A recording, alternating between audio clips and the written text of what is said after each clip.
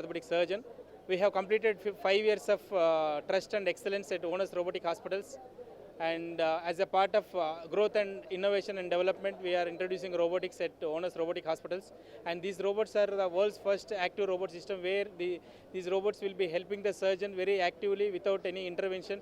Within 9 to 12 minutes, the robot will finish the surgery, and the accuracy rate is 99.99, and it helps the surgeon to make the implant very accurate and precise, and it will help the patient to recover within 15 days as if they are 15 years earlier.